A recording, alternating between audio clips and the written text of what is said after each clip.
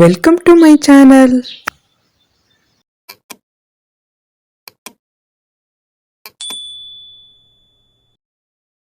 ಎಲ್ಲರಿಗೂ ನಮಸ್ಕಾರ.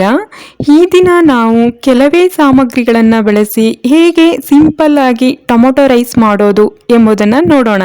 Tomato rice ಮಾಡಲು ಬೇಕಾಗುವ ಸಾಮಗ್ರಿಗಳು: 4ರಿಂದ 5 ಮೀಡಿಯಂ ಸೈಜ್ ಟೊಮೊಟೊವನ್ನು ಸಣ್ಣದಾಗಿ ಹಚ್ಚಿರುವ ಟೊಮೊಟೊ 1 ಬೌಲ್, 3ರಿಂದ 4 ಸಣ್ಣದಾಗಿ ಹಚ್ಚಿರುವ ಈರುಳ್ಳಿ, 4ರಿಂದ 5 ಹಸಿಮೆಣಸಿನಕಾಯಿ, ಸ್ವಲ್ಪ ಕೊತ್ತಂಬರಿ ಸೊಪ್ಪು, ಬೆಳ್ಳುಳ್ಳಿ, ಶುಂಠಿ, ಚಕ್ಕೆ, ಲವಂಗ ಸೇರಿಸಿ ಜಜ್ಜಿದ ಪೇಸ್ಟ್, ಕಲರಿಗೆ ಸ್ವಲ್ಪ ಕಾಶ್ಮೀರಿ ಚಿಲ್ಲಿ ಪೌಡರ್, ರುಚಿಗೆ ತಕ್ಕಷ್ಟು ಉಪ್ಪು, 1 ಬೌಲ್ ರೈಸ್, ಸ್ವಲ್ಪ ಎಣ್ಣೆ.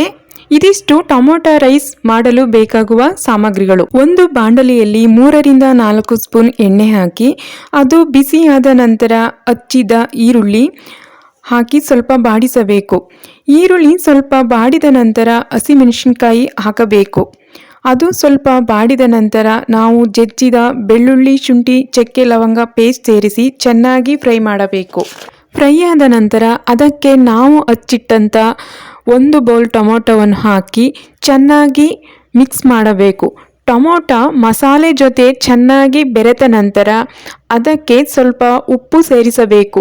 ಇಲ್ಲಿ ನಾವು ಟೊಮೊಟೊಕ್ಕೆ ಉಪ್ಪು ಹಾಕೋದರಿಂದ ಟೊಮೊಟೊದಲ್ಲಿರುವ ನೀರಿನಂಶವೆಲ್ಲ ಬಿಟ್ಟು ಟೊಮೊಟೊ ಚೆನ್ನಾಗಿ ಬೇಗ ಬೇಯುತ್ತದೆ.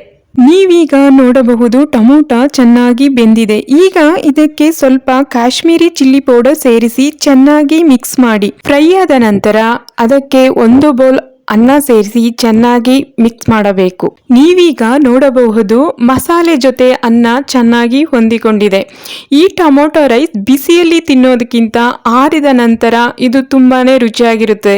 ಹಾಗಾಗಿ ನಾನು ಯಾವಾಗ ಟೊಮೊಟೊ ರೈಸ್ ಮಾಡಿದ್ರು ಸ್ವಲ್ಪ ಜಾಸ್ತಿನೇ ಮಾಡ್ಕೊಳ್ತೇನೆ. ರುಚಿಗೆ ತಕ್ಕಷ್ಟು ಉಪ್ಪು ಸೇರಿಸಿ ಚೆನ್ನಾಗಿ ಮಿಕ್ಸ್ ಮಾಡಬೇಕು. ಮೊದಲೇ ಮಸಾಲೆಗೆ ಉಪ್ಪು ಹಾಕಿರೋದ್ರಿಂದ ನಾವು ರುಚಿ ನೋಡಿ ಅದಕ್ಕೆ ಬೇಕಾಗುವಷ್ಟು ಉಪ್ಪನ್ನು ಸೇರಿಸಬೇಕು.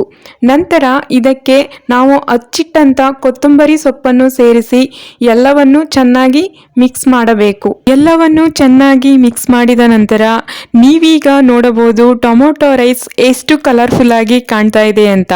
ಕಲರ್ಫುಲ್ ಆಗಿ ಕಾಣ್ತಾ ಇರೋದಷ್ಟೇ ಅಲ್ಲ, ಇದು ತುಂಬಾನೇ ರುಚಿಯಾಗಿರುತ್ತೆ. ನೀವು ಕೂಡ ಈ ರೆಸಿಪಿನ ಮನೆಯಲ್ಲಿ ಟ್ರೈ ಮಾಡಿ. ಈ ಒಂದು ಟೊಮೊಟೊ ರೈಸ್ಗೆ ಯಾವುದೇ ಮೊಸರು ಬಜ್ಜಿ, ರಾಯತ ಯಾವುದು ಕೂಡ ಬೇಡ. ಹಾಗೇನೆ ತುಂಬಾನೇ ಚೆನ್ನಾಗಿರುತ್ತೆ.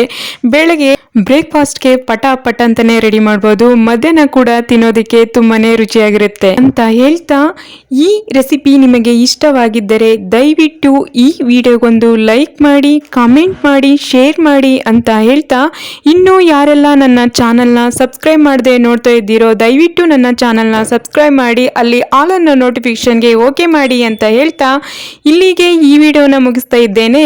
ಎಲ್ಲರಿಗೂ ಧನ್ಯವಾದಗಳು.